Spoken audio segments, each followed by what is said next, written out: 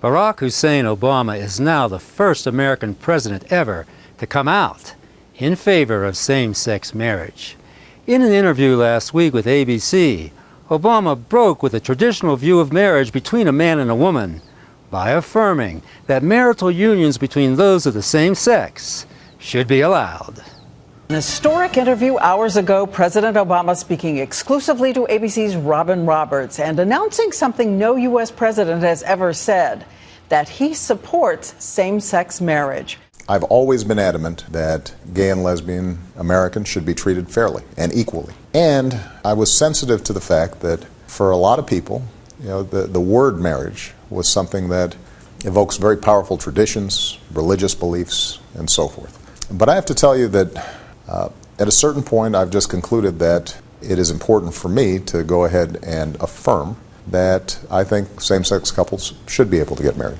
Now, some are saying that Obama's support of gay marriage is due to his own homosexual leanings, but no solid evidence for this has been produced. For instance, in honor of Gay Pride Month in June of 2009, Obama invited gay leaders to the White House, to whom he declared, "I will be your champion, who will fight both with you and for you." But this, including Obama's intimate embrace of one of the homosexual leaders, and even early photos of Barack in his youth, is uncertain proof that Obama is gay himself. Yes, at the meeting, Obama did confirm that he asked Congress to repeal the long-standing Defense of Marriage Act, which traditionally defines how local, state, and federal bodies are to recognize partnerships and determine benefits. Yet this still proves nothing.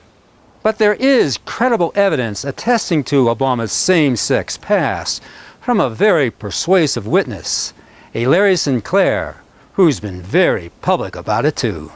In his book, Obama and Sinclair, Cocaine, Sex, Lies, and Murder, Sinclair describes how in November of 1999 in Chicago, he personally engaged in sexual activity with Obama in the back of a limousine and later in his hotel room. Notably, on June 18, 2008, before a large crowd at the National Press Club in Washington, D.C., Sinclair disclosed in a very believable testimony significant details of the homosexual liaison that took place between himself and Obama in 1999. In regards to the Obama incident, I flew out of Colorado Springs, Colorado to Chicago on November 2nd, 1999. Arriving in O'Hare early in the morning of November 3rd. I made reservations at the Comfort Inn and Suites in Gurnee, Illinois, based solely on the location to the training center. On November 5th, 1999, I hired the services of Five Star Limousine. On November 6, 1999, I asked the limo driver, whose name I now reveal for the first time, Jagir Paramit Mutani, if he knew anyone who would like to socialize and show me Chicago. Mr. Mutani said he knew someone who was a friend of his. On November 6, 1999, after picking me up at the hotel in Gurnee, and this is significant, Mr. Mutani used his cell phone to make a call.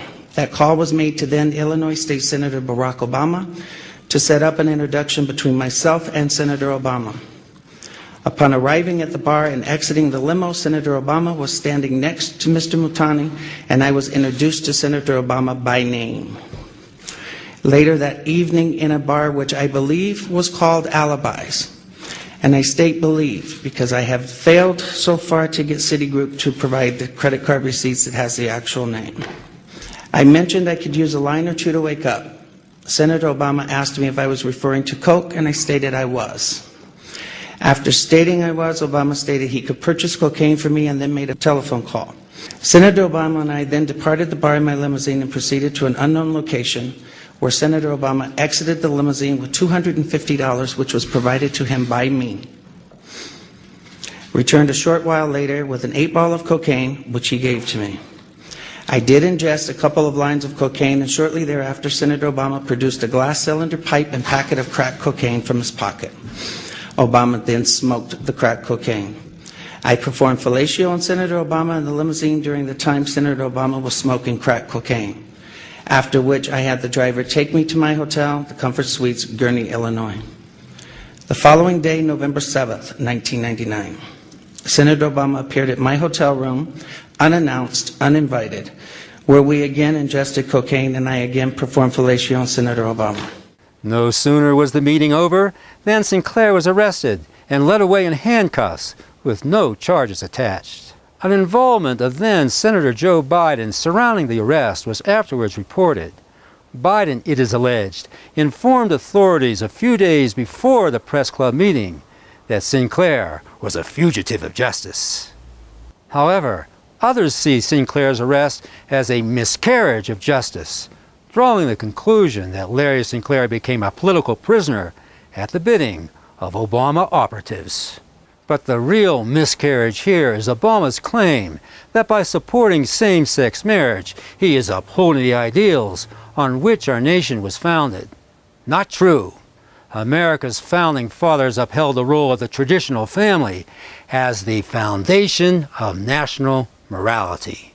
But surrounded by Jewish special advisors, radical socialist Valerie Jarrett, ad man David Axelrod, and Zionist shill Joe Biden, Obama has toppled all that was left of our national morality by advocating in support of same-sex marriage, the unnatural, unseemly, unchristian, deviant act of homosexuality. As D.V. Kidd puts it, there's nothing gay about men engaging in bowel movement sex in each other's rectums and feces who end up dying of AIDS. America is now in the throes of a spiritual crisis, and it's going to take a whole different kind of leadership than what Obama or even Romney has to offer to bring health and healing to our fallen, morally wounded, leaderless nation.